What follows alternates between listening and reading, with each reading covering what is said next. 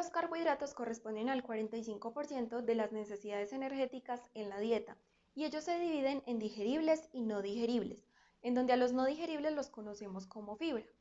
Ahora, la digestión de ellos empieza a nivel de la boca gracias a la producción de la alfa-amilasa, que viene producida principalmente por la glándula parótida, y ella se activa a un pH mayor a 4.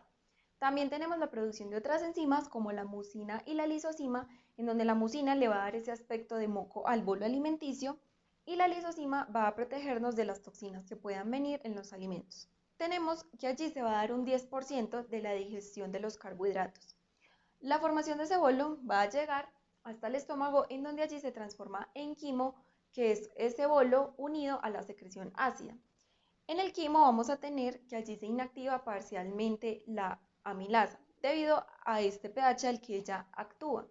Por lo tanto, allí vamos a tener solo como el 40% de esa digestión de los carbohidratos, porque sin embargo ella sigue actuando como a nivel del centro del quimo, pero en general ella se inactiva parcialmente.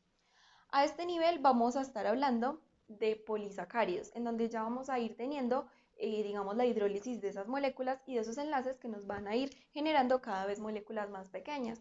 Entonces a este nivel tenemos la formación o digamos de algunos polisacáridos con unas moléculas más pequeñas en tamaño. Posteriormente ellos van a pasar al duodeno. Cuando pasan al duodeno, allí se van a estimular las células S que nos producen la secretina y las células I de la colecistocinina.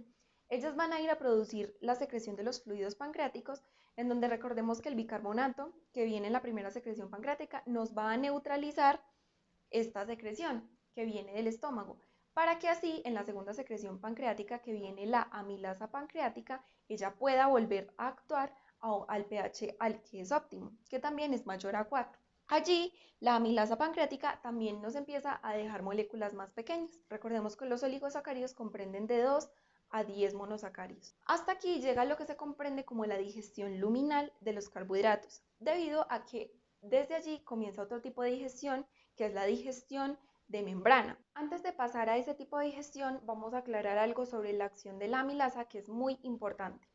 Aquí tenemos una molécula de almidón. Recordemos que el almidón es de origen vegetal y el glucógeno va a ser de origen animal. En el almidón, por ejemplo, tenemos este tipo de molécula y la alfa-amilasa vamos a especificar que ella va a actuar sobre los enlaces alfa 1,4, es decir, estos enlaces lineales que se encuentran entre las moléculas de glucosa. Sin embargo, ella no va a actuar en todos los enlaces alfa 1,4 y en especial ella no va a actuar en los enlaces alfa 1,6, es decir, estos que nos producen ramificaciones en la molécula. Entonces, ella no hidroliza tres tipos de enlaces. No hidroliza enlaces alfa 1,6, no hidroliza enlaces alfa 1,4 que estén siguientes a un enlace alfa 1,6, ni tampoco hidroliza enlaces alfa 1,4 terminales. Es decir, por ejemplo, este enlace de acá que nos deja una molécula de glucosa. Esto no pasa, debido a que ella es una endoenzima que nos hidroliza enlaces alfa 1,4 de moléculas que no nos dejen, digamos, moléculas de glucosa sueltas. Por lo tanto, la digestión o la hidrólisis de la alfa-amilasa nunca nos va a dejar moléculas de glucosa como tal. En la digestión de membrana que se lleva a cabo en el intestino delgado, gracias a las células del borde en cepillo, vamos a tener que a este nivel ya encontramos disacáridos, es decir, ya no encontramos polisacáridos como venían acá, sino que vamos a encontrar moléculas más pequeñas que son los disacáridos. Y como los carbohidratos solo se absorben en forma de monosacáridos, vamos a tener la presencia de unas enzimas en las células del borde en cepillo que sobre todo están muy bien expresadas a nivel del yeyuno proximal. Estas enzimas van a ser diferentes para cada tipo de disacárido. Por ejemplo, tenemos la lactasa que nos va a hidrolizar la lactosa, tenemos la maltasa que nos va a hidrolizar a la maltosa y tenemos la sacarasa que nos va a hidrolizar a la sacarosa. La lactasa nos va a dejar como producto de esa hidrólisis de la lactosa una molécula de glucosa y de galactosa. La maltasa nos va a dejar de la hidrólisis de la maltosa una molécula de glucosa más otra molécula de glucosa. Recordemos que la maltosa está formada por dos moléculas de glucosa. Y la sacarasa nos va a dejar la sacarosa, la hidrólisis de la sacarosa, en fructosa más glucosa. Y estos van a ser los monosacáridos primitivos o primarios que se van a poder absorber a nivel del enterocito, que es lo que ya vamos a ver. Por último, hay que resaltar que esta sacarasa también puede actuar como una isomaltasa, la cual nos va a degradar las dextrinas. Y las dextrinas son esas moléculas que la alfamilasa no nos degradó, es decir, estos enlaces que tienen enlaces alfa 1,6. Esas son las famosas dextrinas y ellas van a ser degradadas también por esa isomaltasa. Es muy importante resaltar que la deficiencia de lactasa no solo se asocia con la intolerancia a la lactosa, sino que además se asocia con una mayor excreción de hidrógeno molecular en las heces, debido a que la lactosa cuando no se hidroliza, esta pasa al intestino grueso y allí lo que va a ocurrir es una fermentación. Y esa fermentación nos va a dar como origen ácidos grasos de cadena corta, CO2 e hidrógeno. Por lo tanto, vamos a tener una mayor excreción en las personas que tienen esa deficiencia de la lactasa. Ahora ya en la parte de absorción vamos a ver que una vez tenemos estos monosacáridos, el 80% van a corresponder a glucosa, el 10% corresponden a galactosa y el otro 10% a fructosa. Y esto lo podemos ver porque ahorita que estábamos viendo la hidrólisis de los disacáridos, veíamos que en todo se producía una molécula de glucosa y en el resto se producía o una fructosa o una galactosa.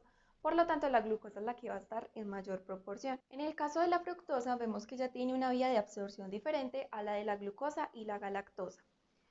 A nivel de la luz intestinal, tenemos en la membrana apical del enterocito una proteína que es la SGLT1. Esta proteína tiene una estequiometría de 2:1, es decir, dos átomos de sodio que permiten el acople de una molécula de glucosa o de galactosa. En este caso vamos a ver que el acople del sodio o de esos dos átomos de sodio nos van a generar un sitio de acople para la glucosa o la galactosa y así ellas van a pasar al interior del enterocito. En el caso de la fructosa vamos a ver que ella va a pasar o se va a transportar gracias a un GLUT5 en la membrana apical que la va a llevar hacia el interior del enterocito. Y ahora una vez ellos están adentro, ahora sí van a utilizar una proteína común para pasar al vaso sanguíneo, que en este caso es la GLUT2, la cual les va a permitir el paso hacia el torrente sanguíneo para irse por la vía portal. En este caso estamos viendo el tipo de absorción hidrofílica, es decir, la que va por la vía porta. Por último, les voy a resaltar algo importante y es que este SGLT1, cuando sufre una mutación, se puede dar un síndrome de malabsorción. Sin embargo, no es necesario que exista glucosuria, es decir, la eliminación por la orina de esta glucosa, debido a que a nivel de los túbulos renales vamos a encontrar que tenemos otro tipo de SGLT, que es el SGLT2. En este caso, el que puede estar mutado es solamente el 1, que es el que nos va a producir el síndrome de malabsorción. Por lo tanto, no necesariamente tiene que conllevar a glucosuria. Y con esto terminamos lo que tiene que ver con la digestión y absorción de los carbohidratos.